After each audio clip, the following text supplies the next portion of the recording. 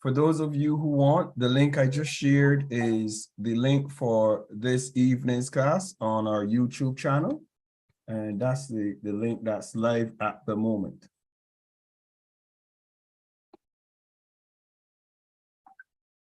And again, the title of this evening's class is When Things Go Wrong.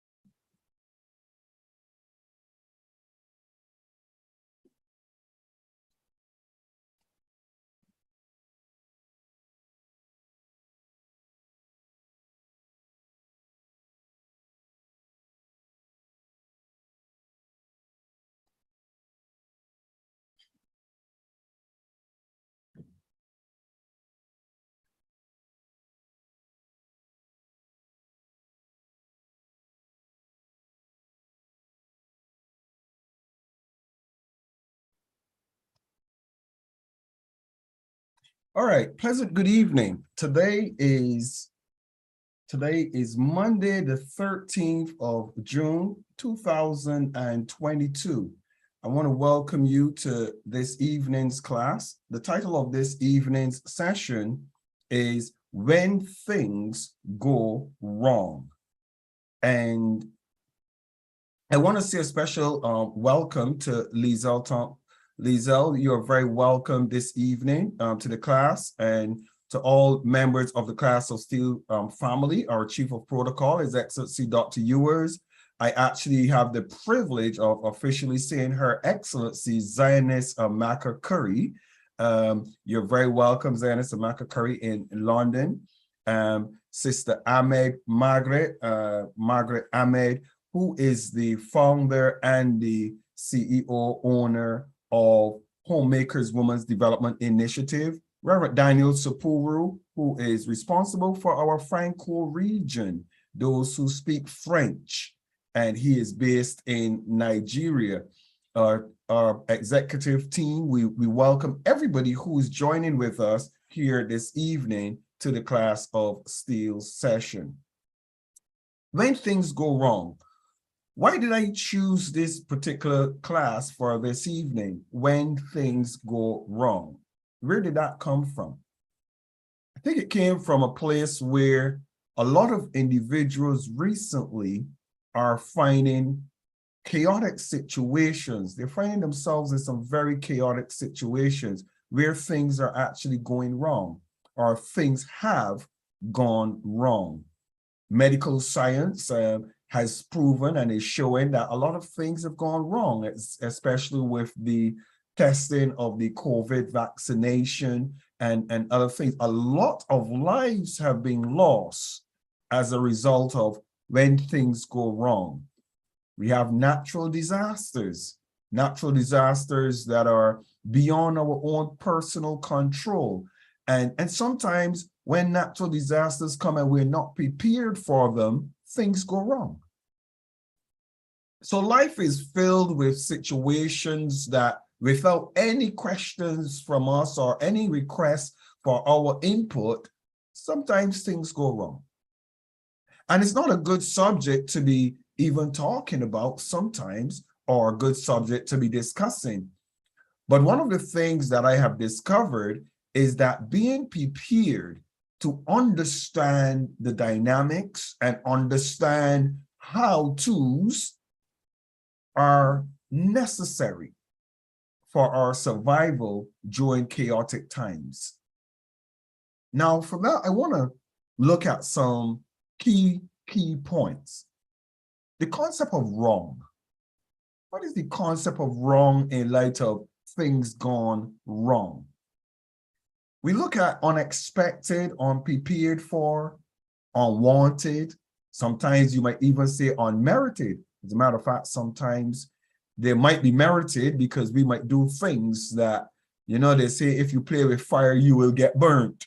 So sometimes things going wrong as a result of our own being a part of a situation that could potentially go wrong. And we could have moved ourselves from that situation before it went wrong. How many of you have ever driven your car and you're hearing boom, boom, boom, boom, boom, boom, and you refuse to stop the car and look outside to see what's going on? And you're driving, boom, boom, boom, boom, boom. Then all of a sudden, possibly you come around a corner, you're boom, and the car drops down to the road and you realize that you had something that was giving your tire some troubles. It was low and you didn't stop and you kept going and things went horribly wrong as a result of lack of attention to when things were going wrong. Our life gives us opportunities to observe what is happening around us, what's happening to us, and give us the opportunity to make some decisions. What type of decisions we make depends on how seriously we take the warning signs of things that are potentially going to go wrong. Now, this evening's session is all about you. I don't want you to focus on the world. Sometimes we focus on the bigger picture and we think about everybody else. Wow, this would have been a good message if Joe was here or Ricky was here or Kathy was here. But the mere reason that you are here this evening is because the universe thinks you need to hear this message. So picture yourself driving in your car and you're hearing a song. What is the song? Why is the song coming? So let's look at some dynamics of understanding the warning signs and looking at what can we do when the warning signs come. So we're going to use the analogy again of a car driving and you're hearing a noise. So you have some things that are critical in your decision making, very critical in your decision making. When things are giving you the warning sign that they could be going horribly wrong. The first thing is you look at where you are in the car, where you're driving. Are you in an area that you can pull over? Sometimes in life, you're in positions where you just can't pull over. You can't stop.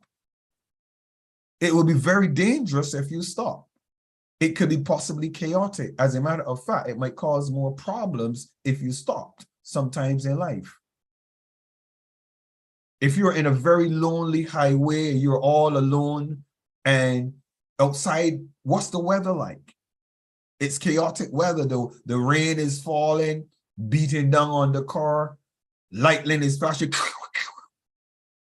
But you're hearing this boom, boom, boom. You ask yourself a question.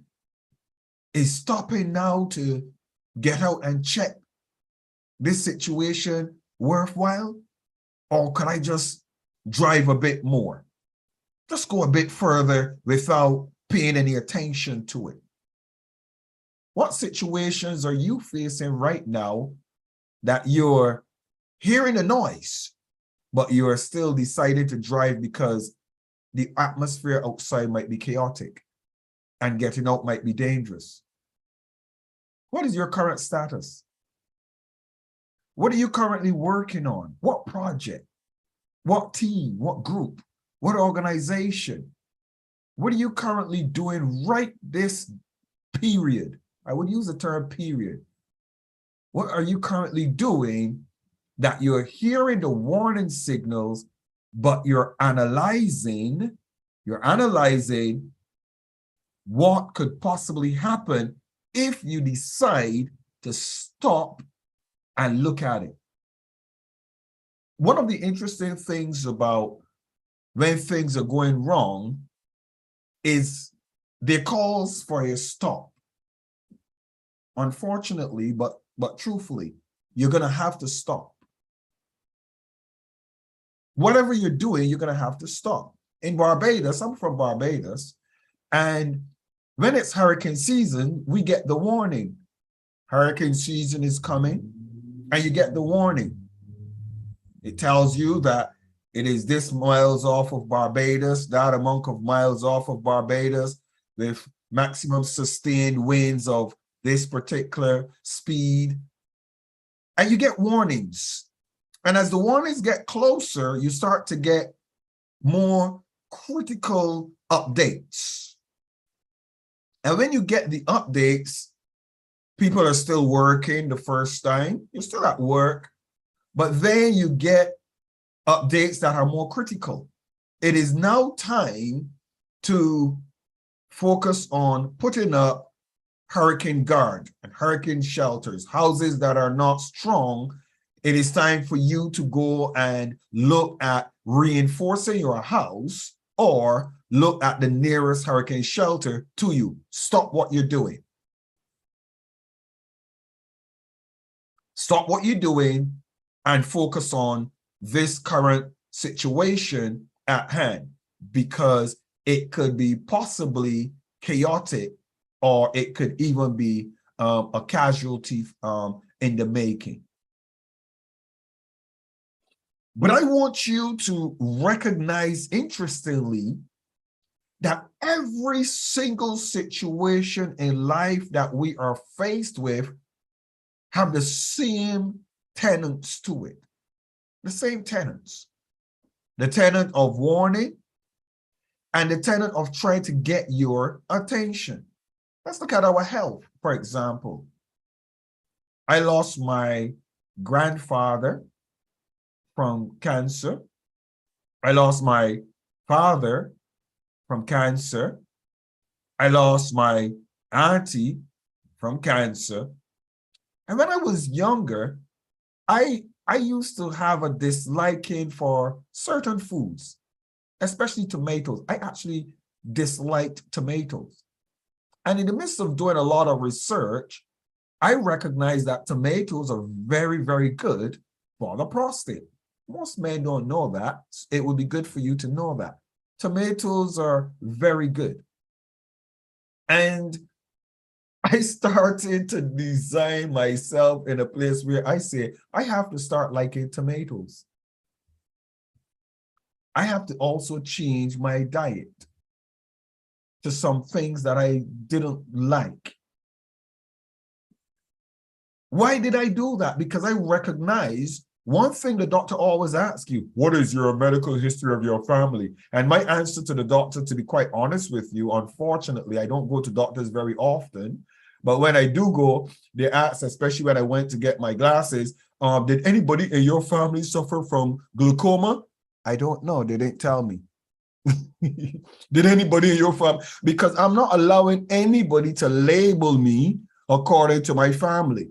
And unfortunately, I'm not diverting. I'm actually talking to you about warning signs before things go wrong.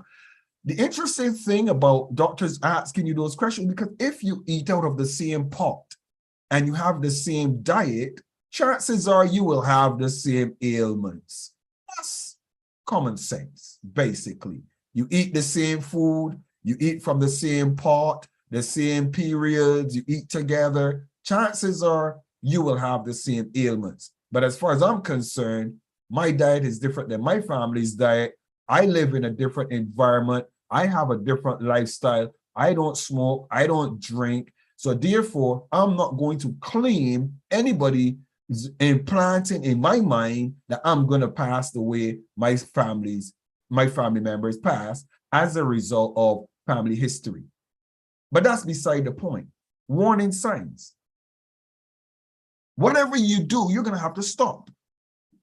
You're going to have to stop and pay attention to a solution or a remedy or if we don't want to go so far, you're going to have to pay attention to what is going wrong. So the first thing you do with your car is you pull over at a safe place. That's the first thing you have to do. Pull over at a safe place. It's the same thing with your life. You have to find a safe place to gather your thoughts sometimes. My wife and I we're very tight. Me, the first lady. But there are times I say to the first lady, I says, darling, I have to go for a walk. I do well when I'm walking. Sometimes I could walk 8 or 10 kilometers, just walking and planning, strategizing. As a Christian, I walk with the Lord, walk and talk with my Lord, and kind of get a sense of where I'm at, where I'm going, and what I want to accomplish. How are we going to accomplish it? So that's what I like to do. I like to walk and think without anything bothering my mind. My wife is the person, she would go to the park and she would stop one place and sit down and relax in one place. But I say to her, I can't do that because unfortunately, I seem to be a people magnet. The minute that I stop, people somehow gravitate to me and we start a conversation, and then you look around and 1 or 2 hours is gone and I didn't get time to do what I wanted to do. I just was having conversation. When I'm stopped, that happens. So I decided I'm going to keep moving. And if I see someone moving in my direction, I move out of the way. Most of the times when I'm focusing, when I'm zeroing in on my thoughts, but you're going to have to pull over. Oh, but I'm too busy. I've got to do this. No, you can't be too busy when you're hearing book, book, book, book, book, book, book, book, and you're going down a highway of life. You can't be too busy. You can't be too busy when they're telling you that there's a hurricane coming, and you recognize that the only person that is actually in that climate and in that environment that is on the road is you. You can't be too busy to prepare yourself to secure yourself and your possessions. You can't be too busy. You can't be too busy when the doctor looks at you and tell you clearly, if you don't change your diet, you're going down the wrong path. If you don't change your diet, you can't be too busy. You can't be too busy if somebody's telling you, if you don't address this issue, you're going to have problems. You can't be too busy. Or you can be. The choice is yours. Or you can be. The choice is yours.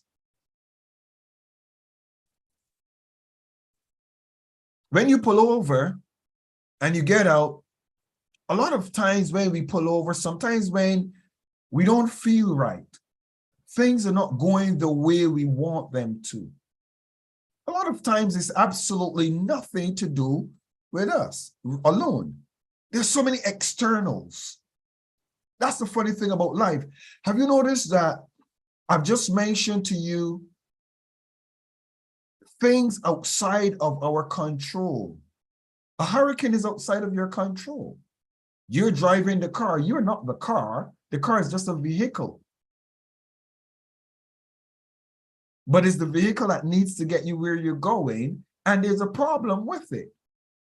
It's out of your control. It's not the you. You're in a country where it's prone to hurricanes and cyclones and tornadoes.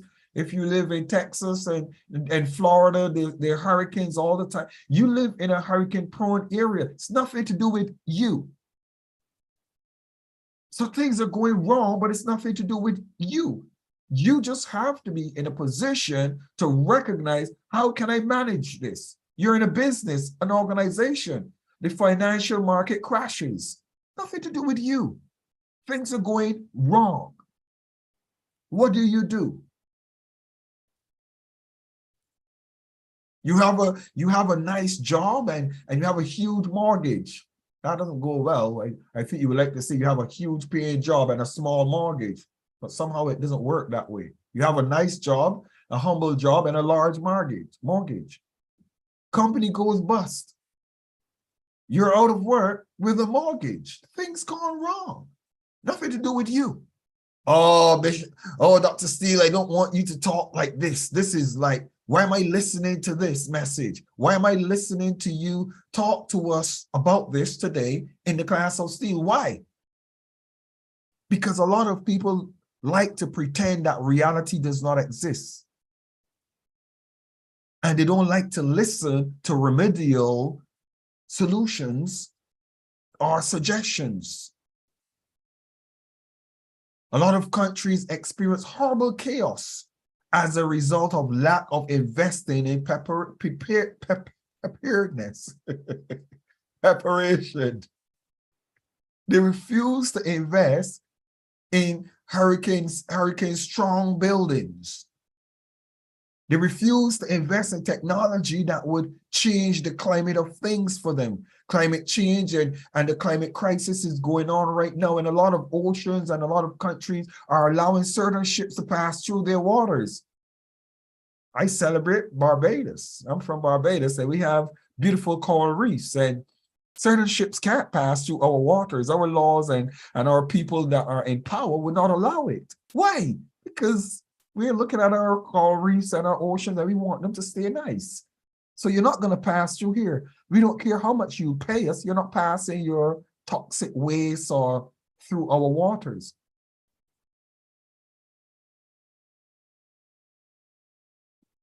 But I want to ask you today, what are the warning signals that you're getting that you are not addressing?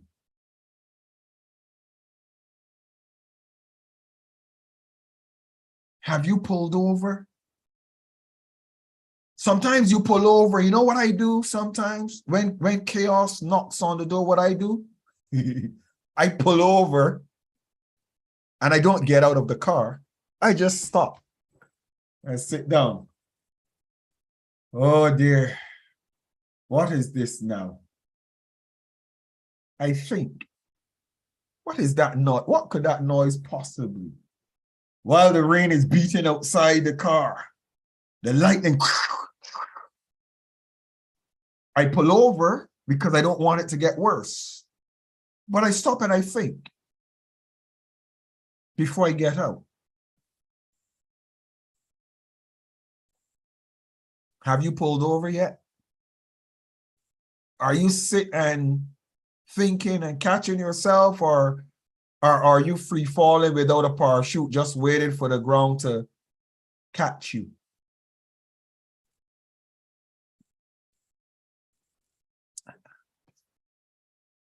So let's look at those situations that are caused by us before we go on to the next level. Let's look at those things going wrong that are being caused by us, I'll give you a little joke, a little humorous thought. We had a friend in Barbados, and he was an alcoholic, and they used to call him Hawk. And one day, Hawk was going home with his bike, stone drunk. That's normal. With his bike. And somebody passed and saw Hawk lay down on the road, bewildered, like this, like confounded. I said, Hawk, what's wrong? He said, I was walking, minding my own business. I didn't notice anybody. I ain't trouble nobody.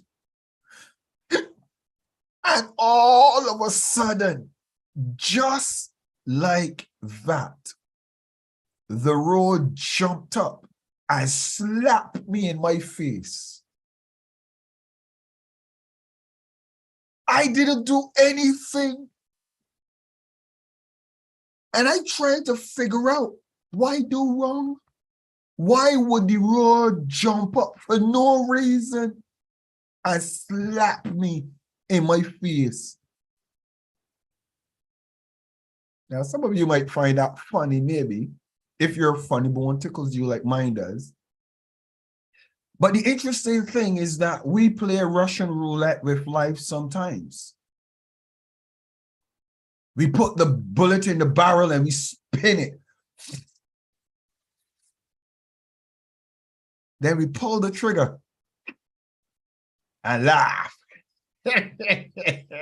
Nothing happened, nothing. There are 6 chambers. And I'm always going to get the right chamber.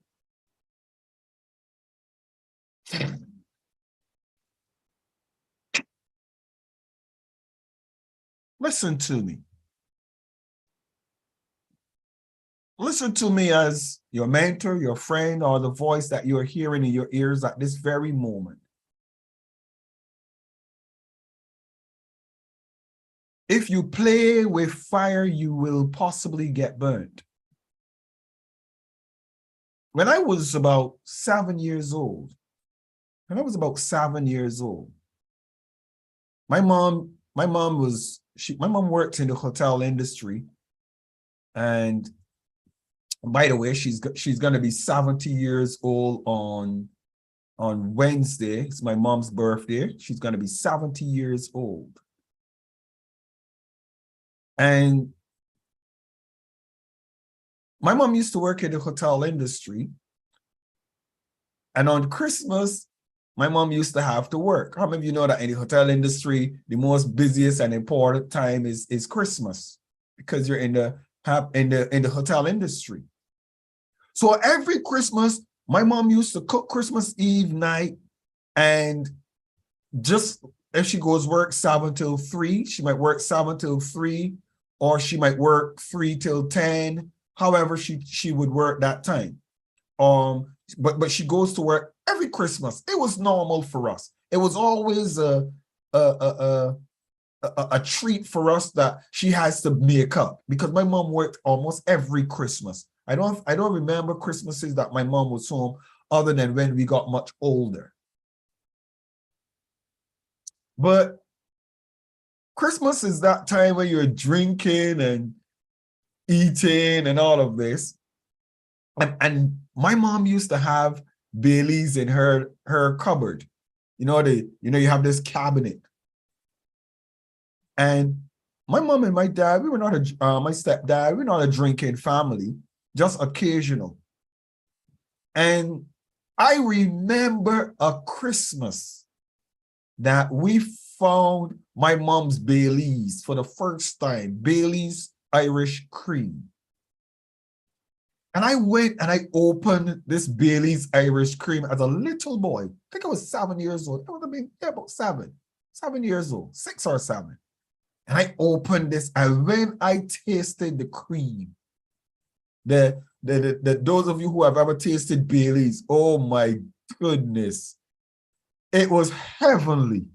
That Irish creamy thing I tasted.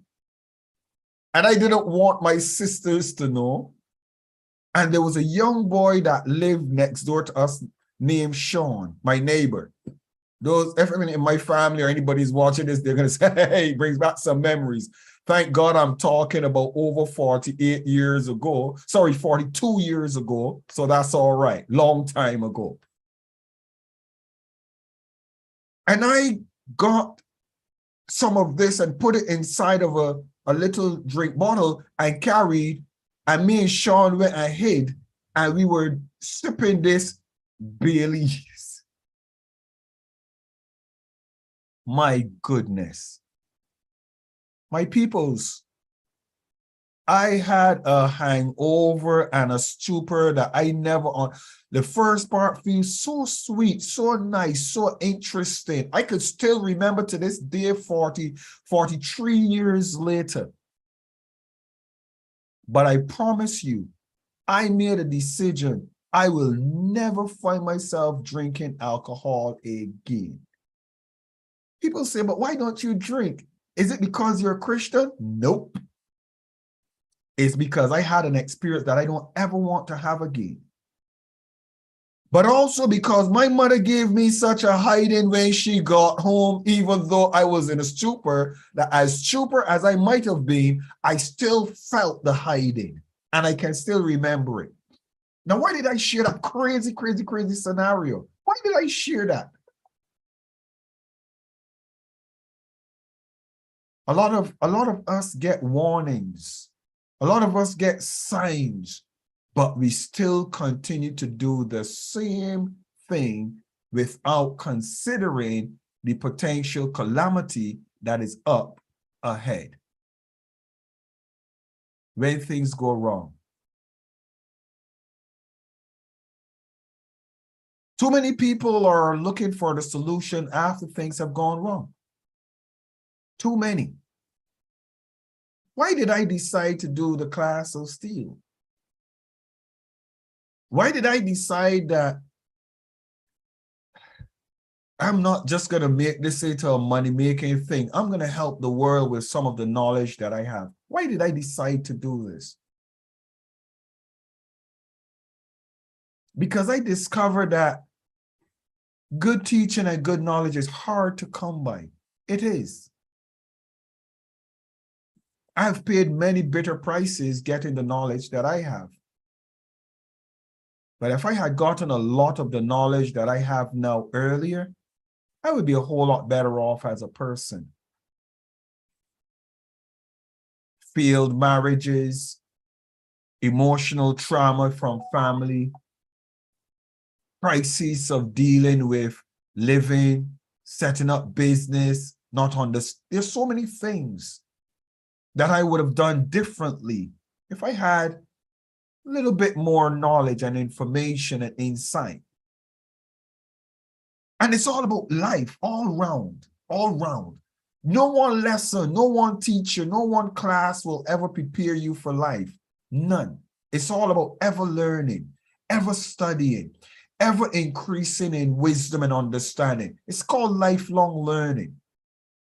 When I came to the UK, it's the first time I heard about lifelong learning. Zionist and His Excellency Dr. Ewers, we're here in the United Kingdom. There's that thing called lifelong learning. I said, are you kidding me? Hell no. Lifelong learning? You joking? Can I tell you the truth? I am one of the biggest advocates for lifelong learning because guess what? The older you get, the more you realize you don't know.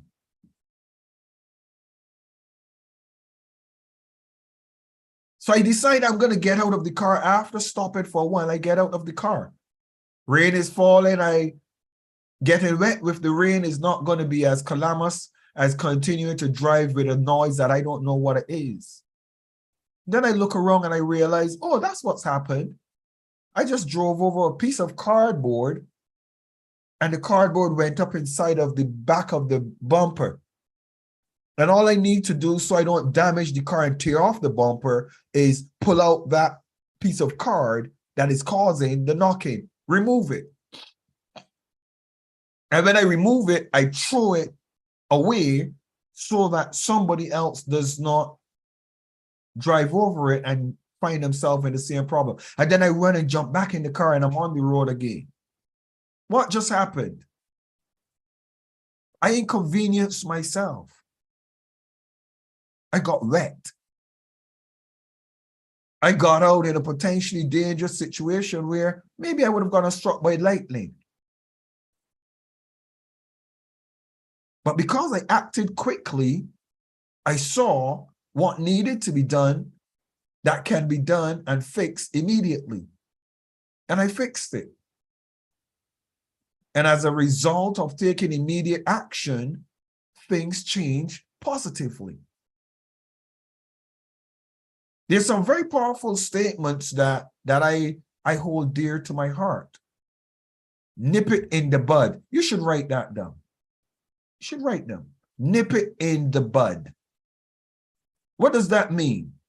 It means that if it's a little problem that is in the plant and you don't want the plant to burst through your ceiling or to burst through your window, you nip it in the bud and you change it from growing any further. A lot of trees could have been nipped in the bud, but you go along some houses and all of a sudden you see guard walls and fences coming down. and windows and expensive bills to pay for trees that could have simply been nipped in the bud. Your life and my life is the same. There are lots of things we could have nipped in the bud. But then there are other statements that I want you to embrace. Make hay while the sun shines. Make hay while the sun is shining. Can't make hay when the rain is falling. It doesn't work. It rots.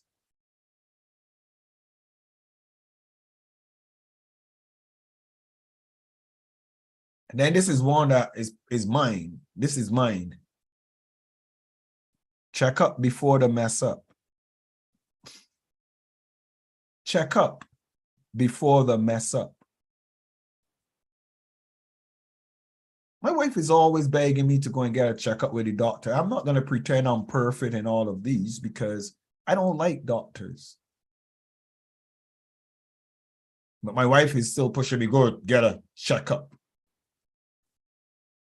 My dad didn't like doctors either. And when he went and got a checkup, he realized that the cancer had already been all through his body. All the pain that he has been ignoring and rejecting, he now had cancer all through his body. Too late, even into his bones. It's unfortunate. Another statement that I think you should write. This is a good one.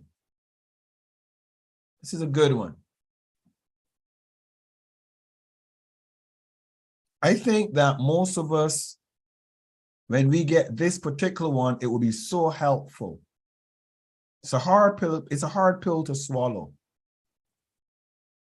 A lot of times persons are in businesses and problems happen, difficulties happen, or you're in friendships or relationships, problems happen, but you jump from problem to problem to problem to problem, from one stage to the next stage, and you just keep going. You just keep going. One problem comes, you solve it, you keep going, you keep going. You never did the most important thing that I am going to tell you today needs to be done for every aspect of our life. Review and reevaluate. Review and reevaluate. Sometimes we think that this doesn't need addressing. This doesn't need looking at. This doesn't need my input. That's not true. It does if it concerns you. And if the outcome is going to affect you, it needs your attention.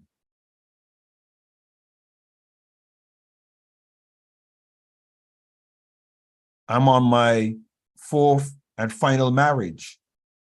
I can assure you, I can tell you a few things about not reviewing situations.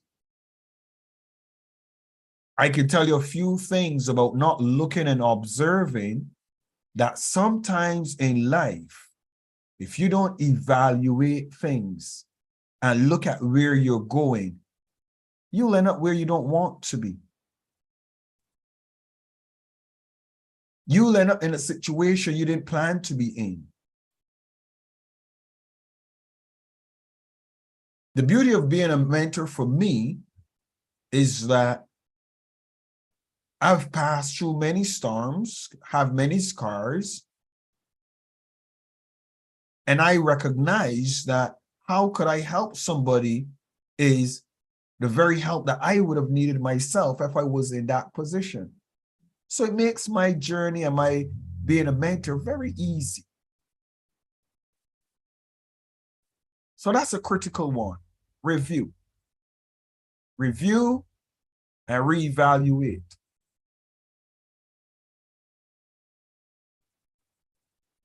I want to give you another thought. And hold for me 1 second if you don't mind.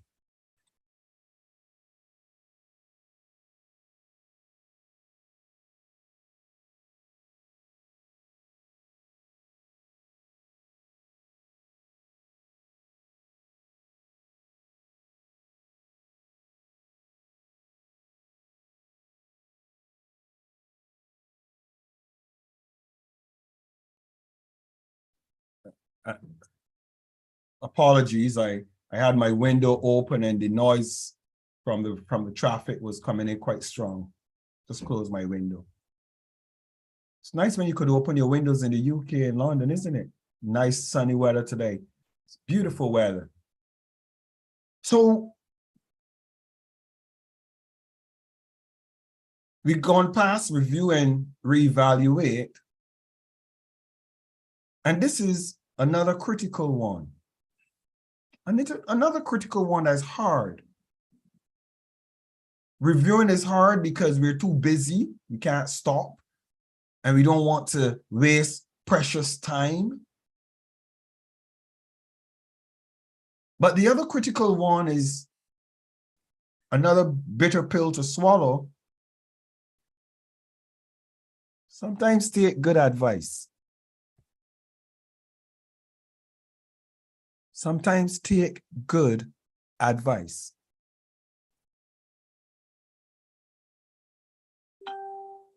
Taking good advice can be really hard sometimes in chaotic situations, because a lot of times we judge the advice based on a number of criteria, where it's coming from.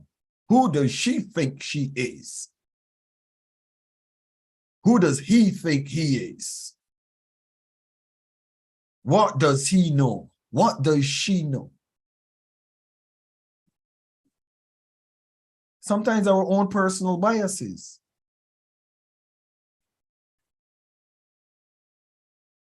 I met my dad for the first time when I was 28 years old. 27, 28, the first time in my life I met my father. And when I met him, I was staccato. Staccato mean a young man all over the place, you know? I was a Christian, I was in ministry, I was married, but I was all over the place, meaning I didn't have a fixed purpose. I did carpentry, I did project management, I'm an artist, I'm a graphic designer, I'm a web designer. I was all over the place. I didn't have a set anything. When something didn't go right, I jumped on to something else to pay the bills. Some of you get what I'm saying. When you're an islander, you know, that's how it is. You just do what pays the bills at the time. You don't stick to it when it goes bad. If it goes bad, you move on to something that's going to pay the bills. You know what I mean? And my dad, when he met me, he was disappointed. He was hurt that he didn't know his son. He just had daughters. And he wished that he had me, that he could have invested in me, telling me, you know, certain things. But my dad said something to me that will never, ever leave me. And I will give it to my son. And I'll give it to every person that I mentor. He said to me, Michael, don't be like me. He said, don't be like me. That's the first thing he said. And then he said, stick to something and don't give up on it. Michael, stick at it. In the good time, in the bad time, stick to it. Don't give up on it. Stick to it. And even though he said that to me when he first met me, it never stuck to me. Because when you form a lifestyle of always trying to fix a problem or solve a problem, you just can't stick to one thing and focus on getting it successful. You just can't do it. It's not easy. Can I dare to tell you, when you realize how important it is to stick to something, you realize you just can't not do it.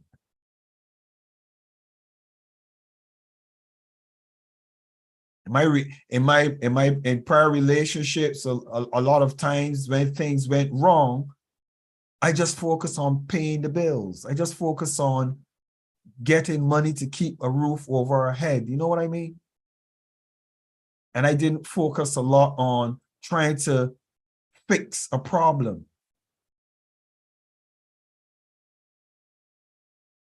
We're talking about when things go wrong, but we're trying to look at it from a perspective before it goes wrong. With the First Lady, Jeannie, and I, it's amazing. It is amazing because her and I do the class of Steele together. Her and I do our business together. Her and I raise our kids together. We do it together. So when something goes wrong in one area, we stop together. We pause together. If it is an area that I need to address, then I address it while she keeps on. If it's an area in our own personal relationship that we have to address because I'm so busy and I'm doing so much. Sometimes my wife asks me, are you Jesus, darling? Sometimes you have to let people go. Sometimes you have to, don't take some people's calls. Sometimes you just have to wait. This evening, I almost got into one of those situations because I was preparing for class for this evening, and a call came through that, knowing me, the me would have addressed the call at the same time. But I was dealing with the class and preparing for class this evening. So take good advice. Please, take good advice. Somebody sees better what is outside of you than you. It's like somebody's driving up in your car, they see this thing underneath your car, and they're blowing the horn at you while you're driving your car and hearing the noise that you're ignoring. Beep, beep. And you roll down the window while you're driving, but you're driving. And the person says, pull over, please. There's something behind you that needs addressing. Just pull over. And you stoop. What does he know? Who is he? Does he know who I am? Does she know who I am? Doesn't matter who you are. It really doesn't matter who you are. You're another individual, and somebody outside of us a lot of times, unfortunately, can see better than us what is going to cause us some trouble down the road if we don't change our course. I don't have to like you to be humane to you. A stranger doesn't have to want something from you to give you good advice.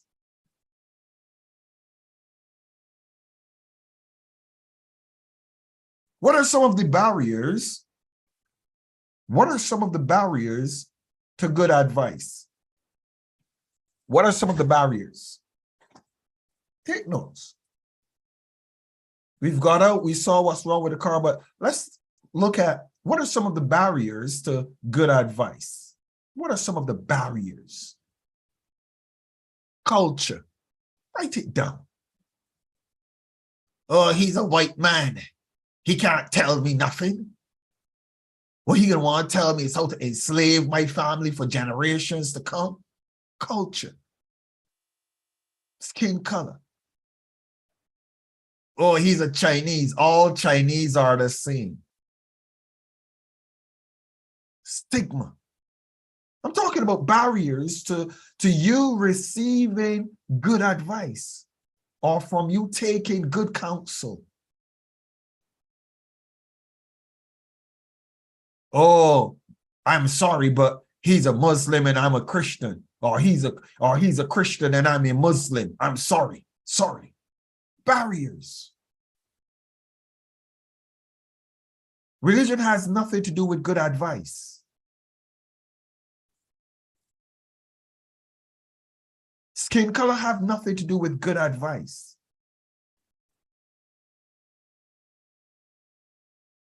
Oh, he's a homosexual, or she's a lesbian. I'm sorry. What can they have to possibly tell me? I'm sorry. I don't speak to those type of people. Sexuality has nothing to do with good advice. Barriers. Oh, he's a member of the DLP or a member of the BLP. I don't listen to them. Sorry. Political party. Your political affiliation has nothing to do with good advice or bad advice.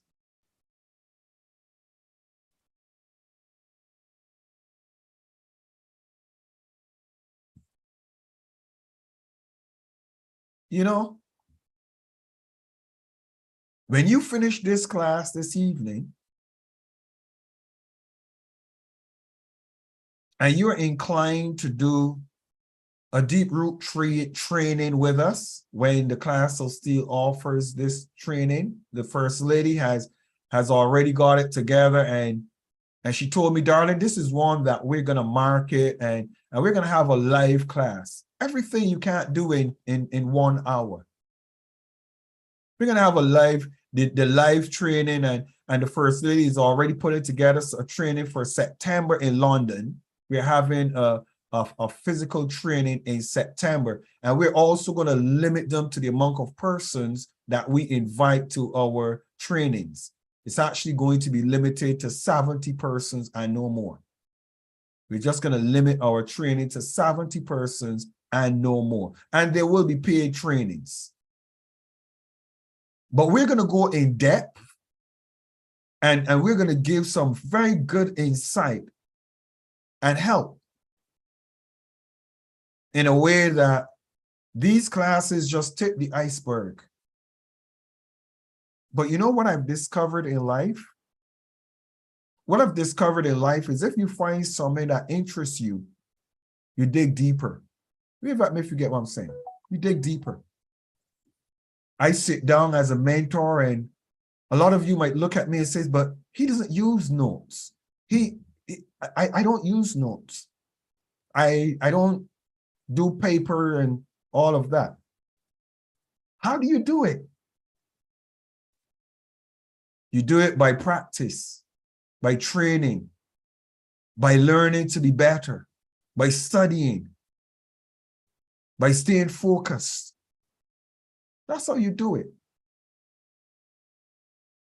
But you also do it because I did what my father told me. Stick to one thing. Stick to one thing.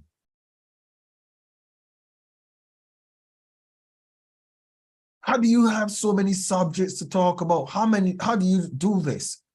Stick to one thing. I study continually. I'm always studying. Always.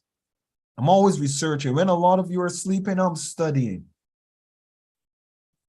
I'm reading. This is an interesting book that was gifted to me by my friend Liesel. Liesel, this is an amazing book. Becoming Supernatural. Forgive me, I'm not marketing a book or whatever, but this is one of the most interesting books that I have read. Becoming Supernatural.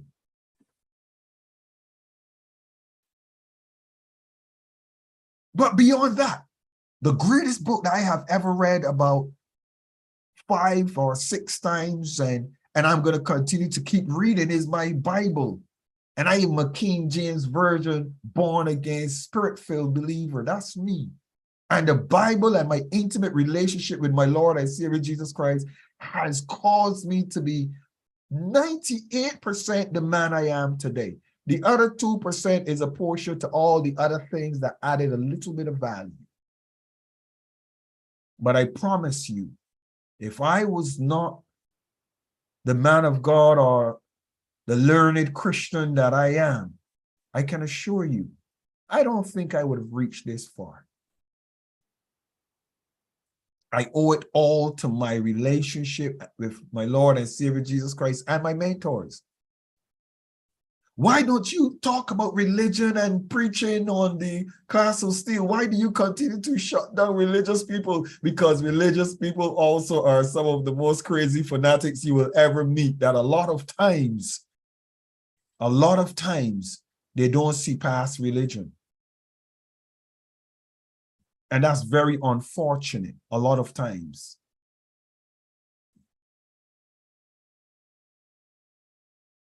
So you're at that place where you recognize that you have to do something.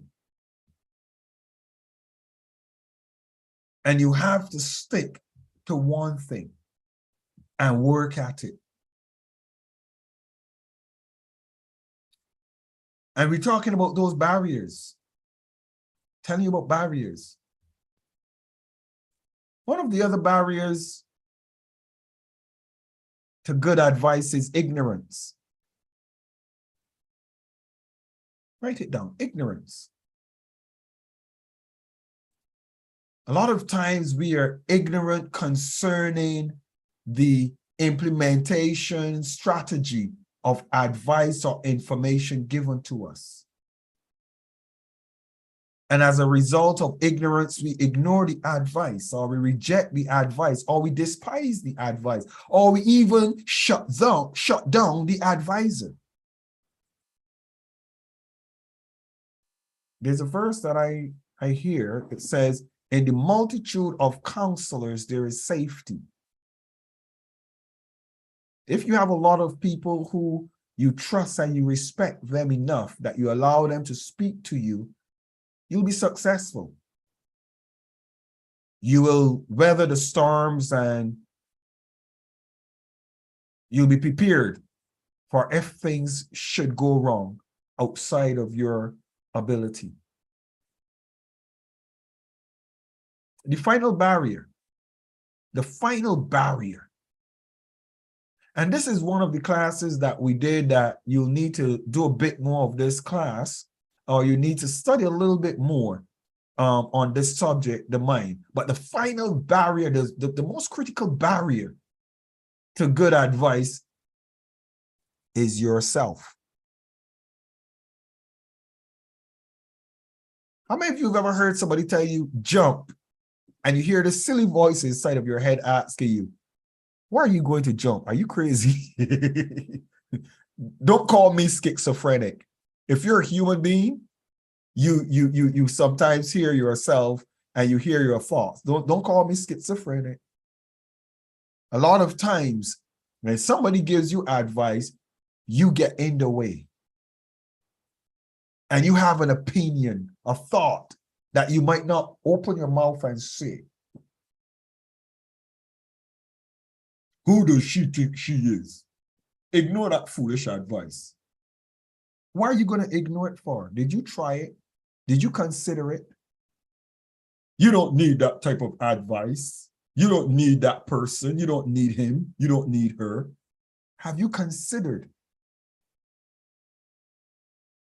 yourself, your mind, your thinking, the way you process information, the way you analyze situations, the way we always think, I can get to the gas station. That noise, I will get to the gas station in time. That can wait until I get home. That knocking, oh, I've just got a couple more miles to go, but the steam is coming out of your radiator and you can smell the smoke that is coming out. Please pull over, please. Not now, not now. I can't stop. I gotta keep going. Sometimes we talk to ourselves to our own calamity, to our own causing of things to go wrong.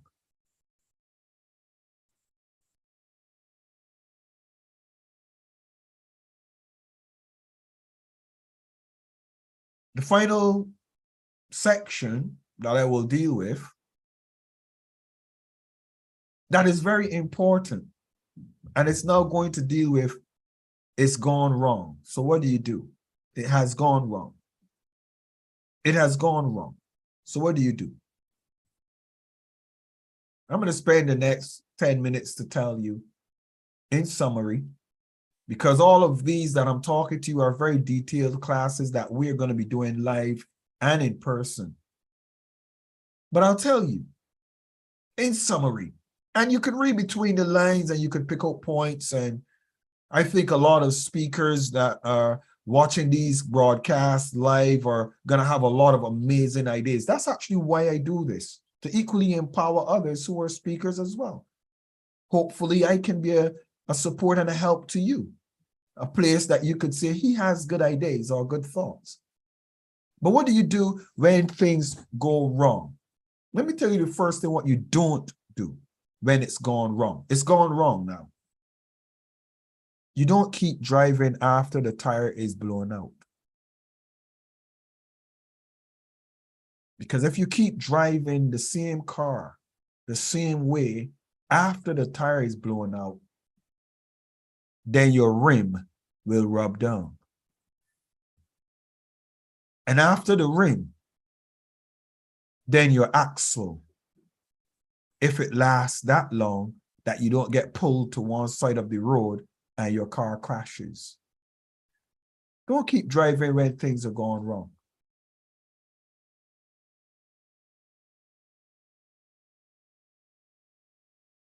Don't keep driving when you've gotten a report that you need to seek medical assistance or you need to deal with your health and address it. Don't ignore it. Don't ignore it when you hear your body needs to get some rest. Take some rest. My chief of protocol and my wife are always on my case. They are, because I work long hours. If he calls me sometimes 3 in the morning, I'm in meetings because we have all different time zones that I deal with.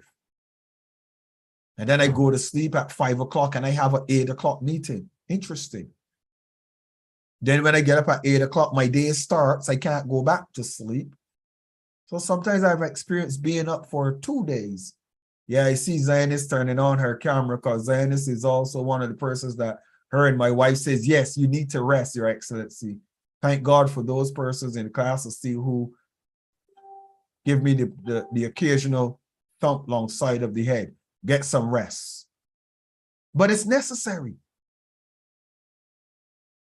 I ignored the warning sign for a long time, and I had a calamity that I can assure you, His Excellency, Dr. Yours just have to wave his finger and says, remember, remember? And I'll say, okay. Don't keep driving after things went wrong. A lot of you have relationships and experiences with associates, partners, colleagues, friends, or job, whatever, clients, whatever you call them, that have gone horribly wrong, and you still maintain the same position. You don't make no change. You ignore, and you just carry on as business as usual. Don't do that. Because if they were horrible to you and they destroyed you and you keep on keeping on, eventually they'll do a little bit more destroying. But the horrible part about that process is that you would now give them the right to destroy others that are closer to you.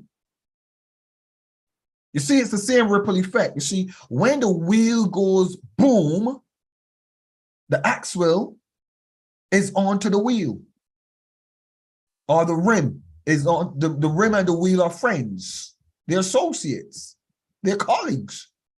So when the wheel blows, that was a problem wheel in the relationship. And you refuse to pull over and address the wheel.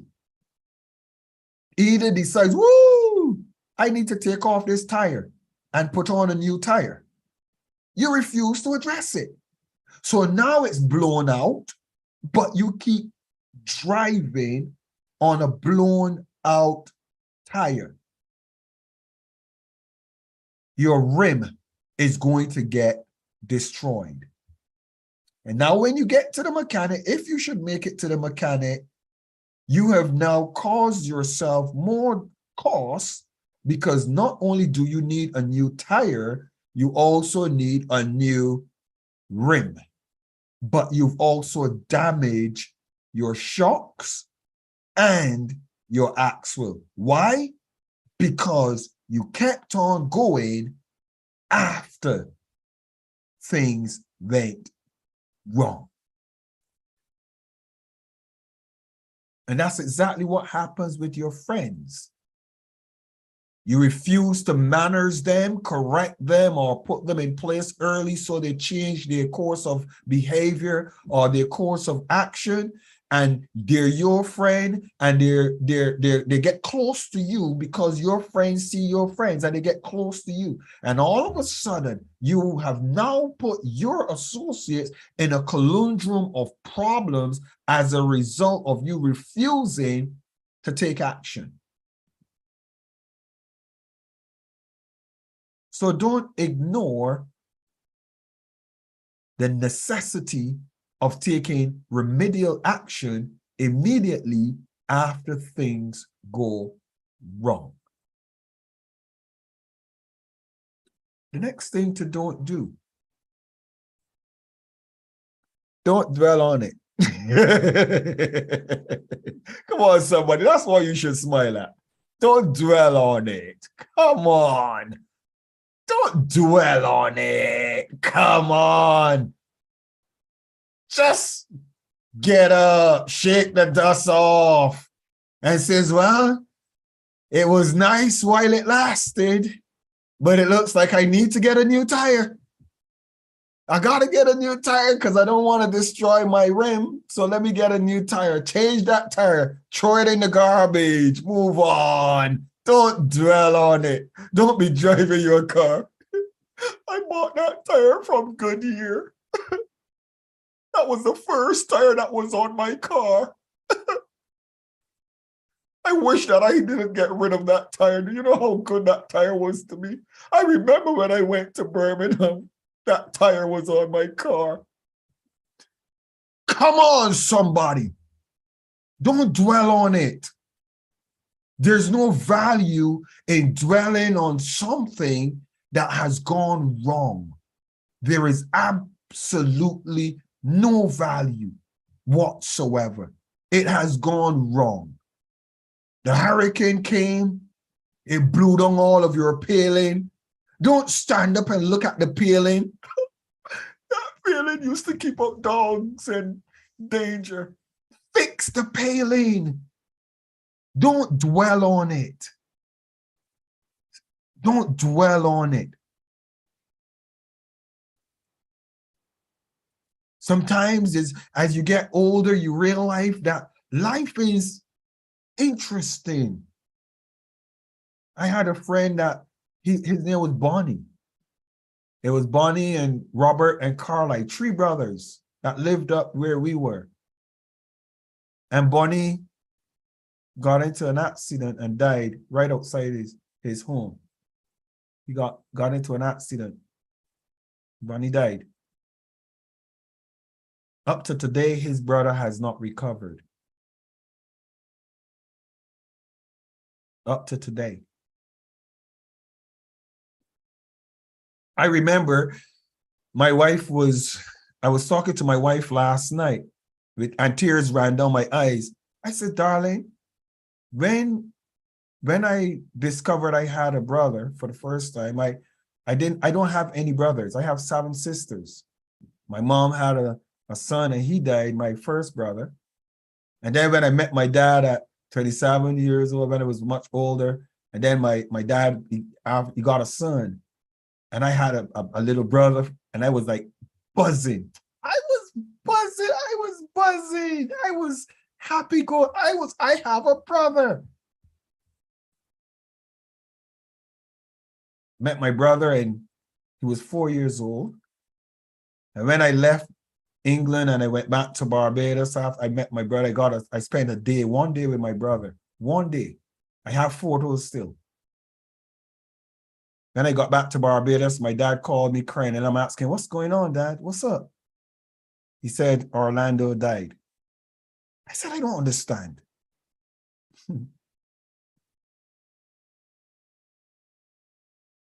My little brother died.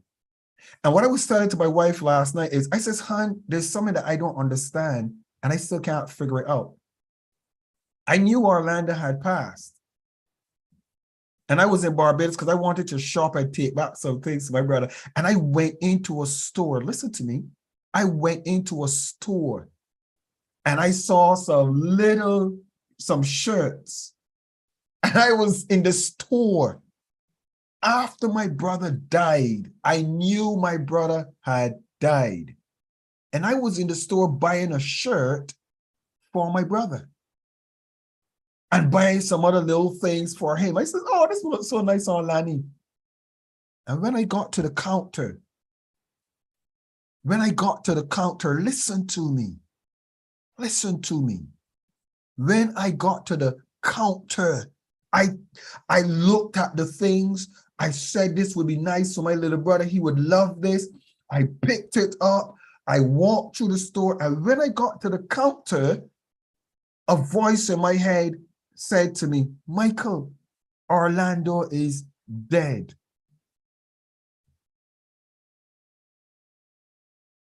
And for the first time last night, I was talking to my wife about this again. And I said, darling, why didn't I remember when I looked at the shirt or when I walked in the store, why didn't I remember that Orlando had died? I don't understand. Today, I understand why that is. Some of us have implanted something so deep within us that it is impossible to even identify and acknowledge that those things are no longer there. And a lot of times we behave as if those things are still there. Habits, past relationships, past associates, past partners, past words that were spoken to us, that wounded us.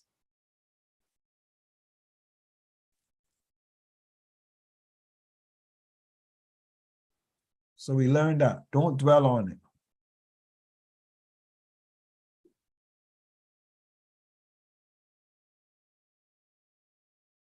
And the final thing, most important, what to do when things go wrong. They've gone wrong. What do you do? I told you what to don't do. Now I'll tell you one single thing to do. Anything it takes to fix it.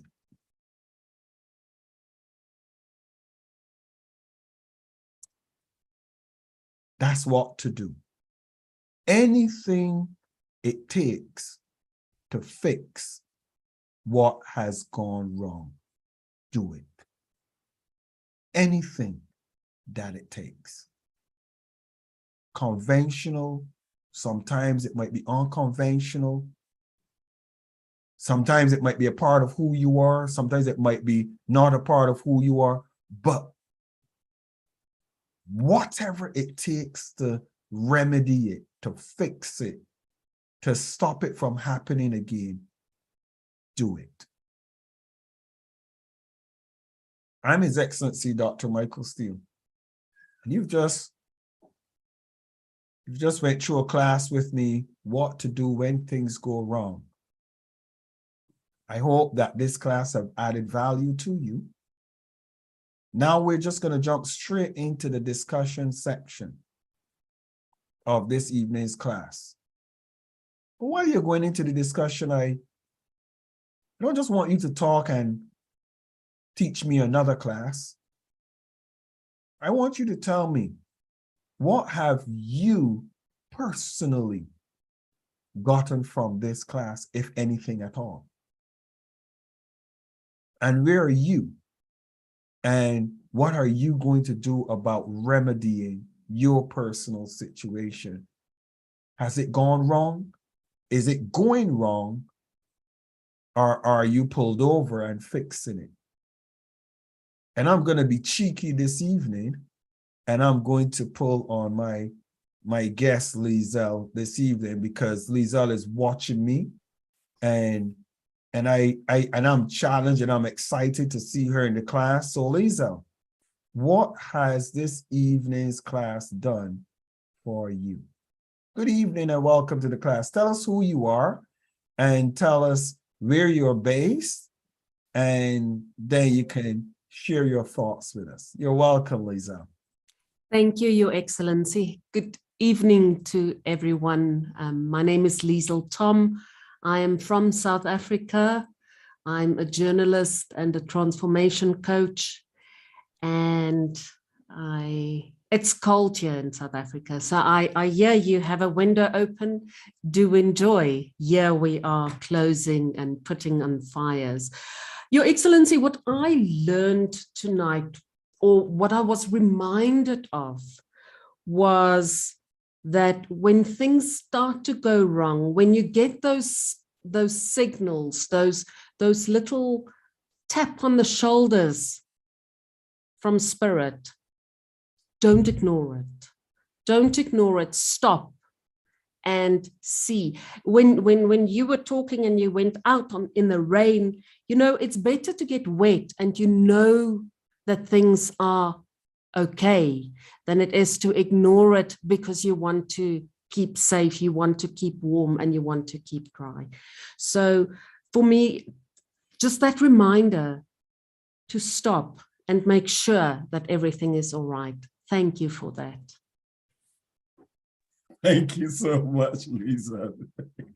Lisa, you and I are going to have a conversation after this call, I promise you. I promise you. Your Excellency, Dr. Ewers, our Chief of Protocol, what is your take for this evening's class? A pleasant good evening, sir. Is it Lisa? Lisa. Lizelle. Have I pronounced it right? Yes, that's good. I was just getting into her listening quite intensely because you had like a dialogue or thing that you're getting ready to hear the lecture, and you just cut it in the middle. But anyway, that was very good. That was a good sweetener. So I going back to what things go wrong. I could even take it. I could take another class in this. You just open a can of worm with this. I don't know where to start from it, because you touch so many valued points and so many things as us as mature people in life journey. When things go wrong, how do you manage? I have daughters. They always say, "Dad, how do you manage when things go wrong? You come across so resilient." But my resilientness didn't just happen overnight. It's my experience that made me become resilient. And I'll just take one of my example that I managed to cope with. I had a boss in NHS, and what used to angers me, I'm old school. I work from my heart, and I do 99 good. And the one bad thing I've ever done or slip up something, the way that woman, it was a woman boss, used to come down on me, used to anger me. It's as if she forgets everything that I do right. But if I slip up, I do something wrong or do something unintentional, I used to get so upset. It took me years to manage that emotions and that feelings, and that when things go wrong. And if you get told off from your boss over something minute, I said, why is she getting upset over something simple that I've done? However, I manage that when things go wrong, your emotions, because emotionally you can get angry. And even if you're right, you lose your right.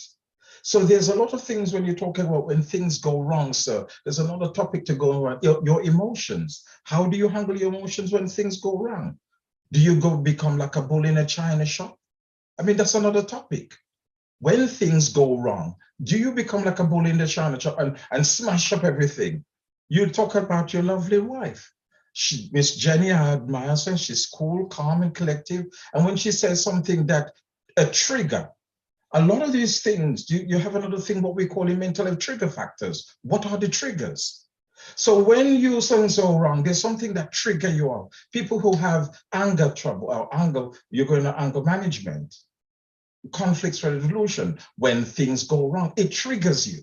How do you manage that trigger? How do you manage that emotion? How do you manage that anger? So it's all right to say things go wrong and we give all the things. How do we manage those emotions? How do we manage those triggers when things go wrong? A lot of time people in Britain have what they call road rage. Road rage is something that somebody cut me up in front of the road and he's not going to cut me up, and the anger, and you wind yourself up and wind yourself up. And some of us get so wind up when things go wrong. How do we manage that, sir? How do we manage those emotions? You come in from work, you're tired, and your wife said to him, go and wash up the dishes. How are you going to tell your wife, are you going to get angry if you had said, oh, I'm tired, I've been looking after the kids, go and wash up the dishes. You're coming from work. I'm talking about 30 odd years of experience. How do you manage those emotions? Oh, you're at home, are you coming from work, and your anger steps in. And I could go on and on and on with things that do go wrong. But how do you manage? How do you become resilient? Yes, a lot of us are faith-based and we use our faith. I use my faith to help to calm it down to, this is, as a Christian, you don't behave certain way, your culture, your upbringing. In Jamaica, we use your brought up, see, the way you were brought up. The way to behave, the way to speak in public, the way you speak to your boss, the way there's a thing about discipline. How do we discipline ourselves? And when you talk about when things go wrong, there's also a side of discipline. Do we get angry? Do we grow? Do we go into a rage? You're disciplined, you're cultured, you're well-groomed, your mannerism. And so therefore, sir, I could add on to value what you're talking about when things go wrong. My dad was a very militant dad. You talk about a lot. You don't want to hear my story. You talk a lot about your upbringing. If I go in my story, I was brought up in Jamaica. I was born in the UK, brought up in Jamaica, in the village, where it's very militant, with a father who everything is as militant, and you do not answer back. He's the God of that little home that I brought up into. So I grow with a resentment with my dad. How do I manage that? Do I grow with bitterness against my father? He was too militant. I wasn't brought up with a hug. I wasn't brought up with kind, well done, son, love. Jamaicans, we don't do this thing about love and love your son and love your daughter. No, you're a man. Big men don't cry. Toughen up. I brought up in that era. How do you manage when it goes wrong? What about my emotion? What about when I'm growing up? You're talking yours, sir. We could go over yours with the things that I've experienced. But how do I manage all those emotions over the years? And not to bring it into my family, not to bring it into my marriage, not to bring it into work, not to bring it to my neighbor. How do I manage when things go wrong? When somebody speaks to me, discrimination, we live in UK. I went into a shop the other day to ask for something. The way the shop assistant spoke to me, immediately I reacted, but I managed to calm myself down. How dare you speak to me like that? How do we manage when things go wrong? When somebody rude to you at the bus stop, when somebody, because the color of my skin, they talk to me very rude and abrupt. How do I manage that? Because it's going wrong, because it's conflict. We were standing in the queue, paying somebody, another person walk in front of me. The person is Caucasian, I'm black. If I said, excuse me, you come in front of the queue, it's going to bring a conflict. How I manage it when I go wrong? And I would get the blame. Oh, here we go again. This is another one. So, sir, we could go on and on when things go wrong. But how do we manage it? To be resilient, to be calm, to be collective, to be put a smile, Mr. Steele. It's a very deep topic, sir. And I really appreciate that you brought it out. How do we manage when things go wrong? And finally, I'd like to add on, because I wrote this down even before you said, We need to take care of ourselves. And this is where resilient and where sometimes our faith kicks in, how to be calm and don't raise to every arrow that throws at you, and not do not everything that people say, unkind words, but to smile. That brings in maturity. Thank you very much, sir. Your Excellency, Dr. Yours, thank you for your insight, your years in mental health. I promise you, I would not want to have walked in your shoes, because most of my exposure with the mental health aspect, to be honest, was walking in to meet prisoners that I was dealing with that went through mental health training. But I think you get a level of understanding how to manage difficult situations. I wouldn't like to have been in the United Kingdom in your age time, because you were the pioneers of the breaking of the stigmas and the breaking of the dogmas and the breaking of those things that have caused us Black people today to have a level of freedom to walk with our heads up. So I believe that the experience that our parents, my mom and my grandparents, had here in the United Kingdom, we are talking with a level of confidence and competence and how to deal with things. But I can assure you that had we been in those days, who would have given us this wisdom of how to deal with it? Because obviously it would have been an on-the-cuff situation. You just deal with it as it comes. So appreciate your insights, Your Excellency. Zionist, Your Excellency, Zionist Amaka Curry, give us your take on this evening's session. I see you, as usual, taking some copious notes. Give us your take on this evening's session, please. I greet you, Your Excellency, Dr. Bishop Michael Steele, First Lady Jenny Steele, our Chief of Protocol, who has just spoken eloquently, His Excellency Dr. Yus, Her Excellency Lizette, I hope I've pronounced her name, Lizette, right. His Excellency Reverend Daniel Sopuru, and I believe His Excellency Stephen Abu is on the line, and I see our mother, Her Excellency Bishop Dr. Comfort Edu. Good evening, ma. And all the excellencies in the house. I'm not able from this small screen to see everybody, but my greetings to all of you, all the excellencies and our King, His Royal Highness Edwin Madu, if he's present with us or in absentia. I greet everybody.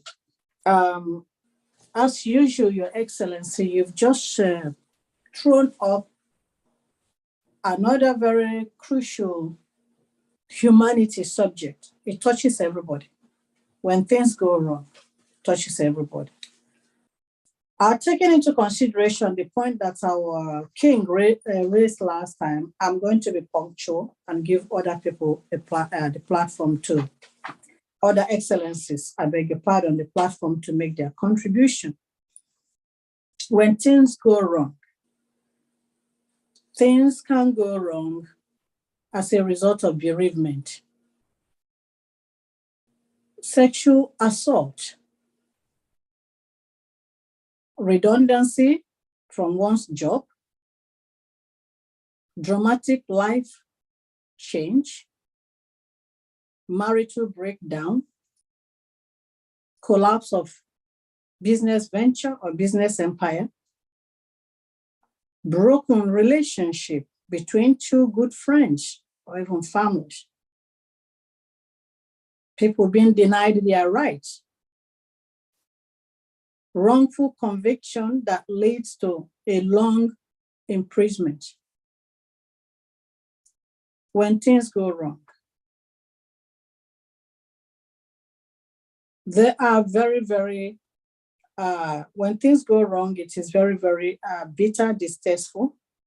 But this is what I have to say, because the subject you brought today touches the life of everybody.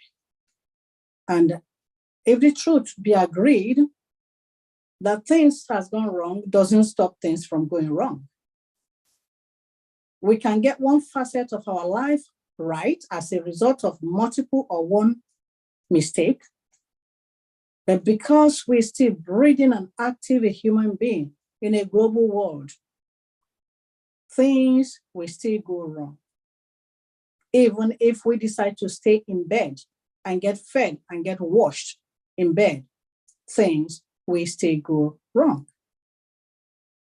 And so it touches every one of us in different ways. My advice or my counsel to all of us is that when things do go wrong, we should not play the blame game. We should not pile ourselves up with blame. We should avoid hatefulness, either to ourselves, to the society in which we live in, or even to our Maker. We should avoid unforgiveness and do not let fear cripple us. Neither should we allow doubt to also cripple us. Why? And this is not an exhaustive list of remedial action that we need to take, because individual persons need themselves again to start again. You can have a dog as a security in your house, but if that dog is dead, nothing you can do can make it back. You can pick it up and pretend to back from behind that dog, but yet it will not be the same as the dog. And so when things go wrong, we should not blame ourselves and be filled with hopelessness, unforgiveness, fear, doubt, resentment, all the necessary ingredient that's going to keep us down. We have to jettison it. And like our mentor, His Excellency said, seek counsel, seek counsel. So for me, when things go wrong, it leaves a sour and bitter taste. It makes me feel depleted of hope and void of the will to go on and try again. But I am human and I am still breathing. I did not mean for things to go wrong or for anything to go wrong. Therefore, I refuse to beat myself over it, because if I do, I can't get up again. So I must try again until I succeed. And I must dust myself up again and try again. To do so, I have to change my process. To do so, I have to be reflective. To do so, I need to evaluate and re-evaluate, and then reposition myself, knowing full well that it is well with my soul, and I have the God-given power to rise up and try again. Thank you, Your Excellency. My name is Zioness Amakakari. Thank you so very much, Your Excellency Zioness, for summarizing and putting those thoughts together. And one thing that you mentioned is the reality of there's so many different potential causes of calamities and things going wrong. The list is inexhaustible. But the solution is always the same. Do something about it. Stephen Abu, what is your take? Good evening, Stephen, from Lagos, Nigeria. Good evening, Dr. Michael Steele. Good evening, Dr. Michael Steele. Good evening, other excellencies in the house. I want to greet also Jenny Steele, Her Excellency Jenny Steele. I want to greet Excellency Dr. Comfort Adu, Her Excellency Margaret Ahmed. I want to greet Her Excellency Zionist Mark Akoi. I want to greet the Chief of Protocol, and I want to greet Her Excellency Tom. Very, very great topic tonight. I just want to give two scenarios that one I was involved in, the second I wasn't. A situation where growing up in the church and with brothers around, when things go wrong, and the young brother is due for marriage and all that, and he goes forward after praying and fasting and getting things in place. He goes to tell his sister, I've seen you in my dreams, so I've seen you, that I need to settle down with you. And suddenly the sister said, no, no, no, no, I don't think I can settle down with you. At that moment, something have gone wrong, and the whole emotion from the brother or from the sister for that rejection, comes on you, and you feel like, you're not worth it. You're not worth talking to the girl, or the girl says she's not worth, having this brother as a partner in life. And this scenario goes, you begin to think about things that make you not, able to, meet up with the relationship you want to create. Things have gone wrong. And if you are not very careful as a brother, it might derail you spiritually and if things pertaining to relationship. You'll be so careful not to enter or even go out to voice out to anyone else. That's the scenario. As Our Excellency Zionist came out with various examples. The second is, I worked in the firm and I was in the support department, which has to do with facilities. And we had other business units, just like the cafeteria. We have the central kitchen, and it's a hospitality firm. And we also have the outdoor services. And there's this issue of the blame, pointing out blames and blame game and all that. So every meeting we come together, and one thing is the other. I didn't sell in my cafeteria because facility didn't put up the ACs very well. So the customers were dissatisfied and they went out. So that's a blame game. And that will affect his turnover within the month and all that. So it was like a heat-up thing every meeting that was coming up, and we needed a solution to this. And as you said, we need to do something to fix it immediately when something goes wrong, and it's quite critical. We don't know when to do it. At that moment, when things go wrong, the first thing we think about is our emotions and things we want to go about. We don't even think of fixing it first. Just like your tire getting spoiled and all that at the middle of nowhere. And the first thing you'll be thinking about, oh my goodness, why did this tire fail? I have to be somewhere. And within that 31 hour, you're not thinking of fixing it. You're just thinking, why should this happen to me? In Nigeria, they will say, somebody has been sent from the village to follow you, and all that. So they begin to have a blame game. And if I knew, I would have taken another good tire, or I would have pumped it, or pumped all of them to care of it. You don't think about fixing it. So those are the blame games that were being done and all that. So we had to come together and say, come, we have to come up with the customer response sheets. We have to come up with a lot of solutions. Said facilities will always be on 24 hours, back on. When things go wrong, you need to ask for counsel, ask for help immediately.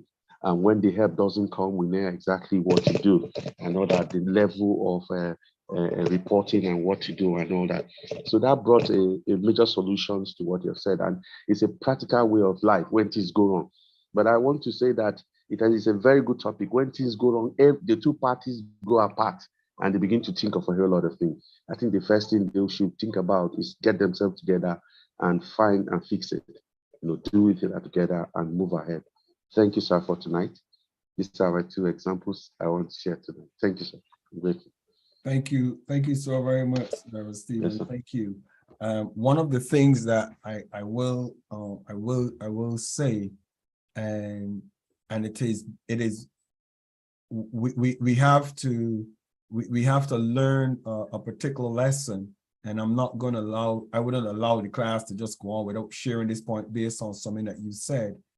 You said the two parties should get together and fix it or solve it or whatever. I will tell you something very interesting. Today, I had a meeting with the head of our corporation. I had a meeting today, brief. And sometimes you need to know something that's very critical and important. You have to have somebody that knows when to cut ties.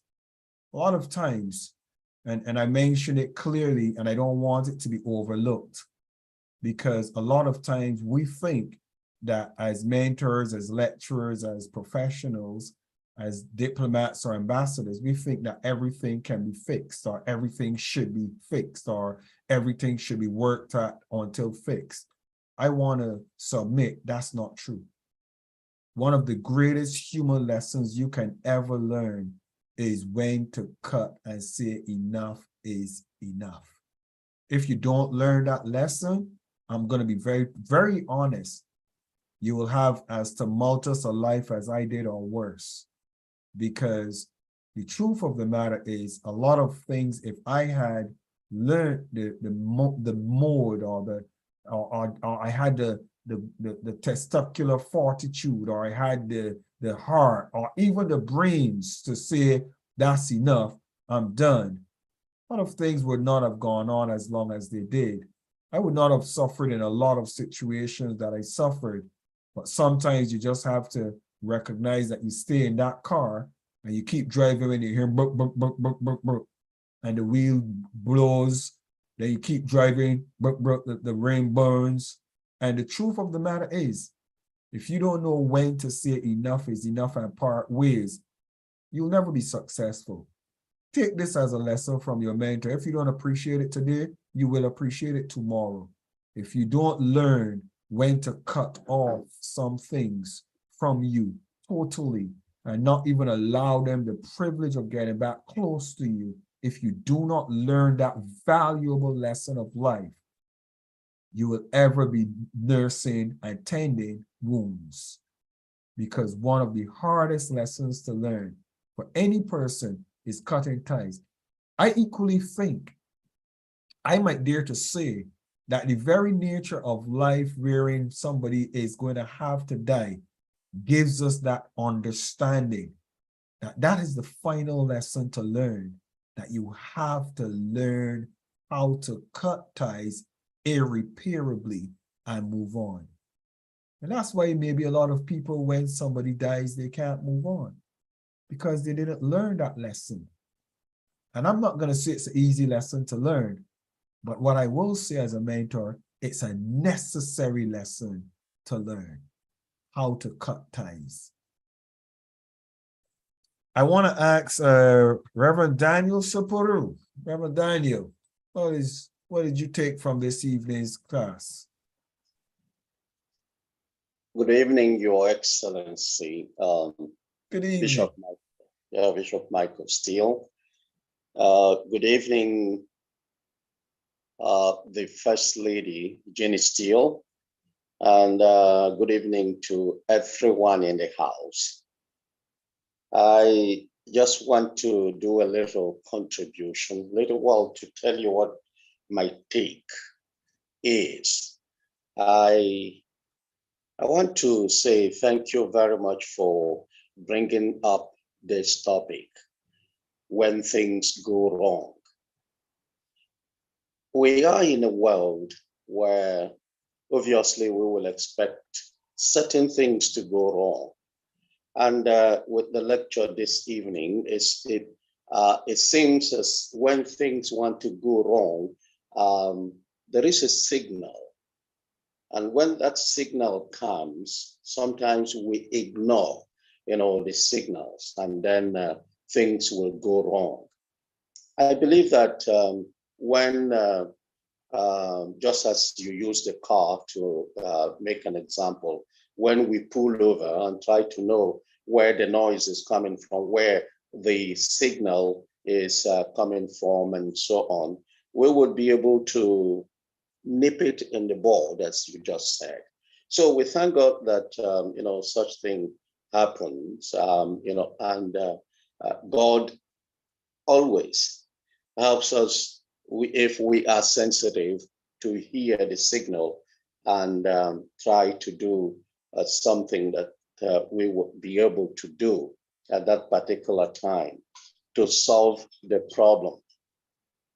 Well, sometimes we ignore the problems, and it becomes a very, very difficult thing, for us.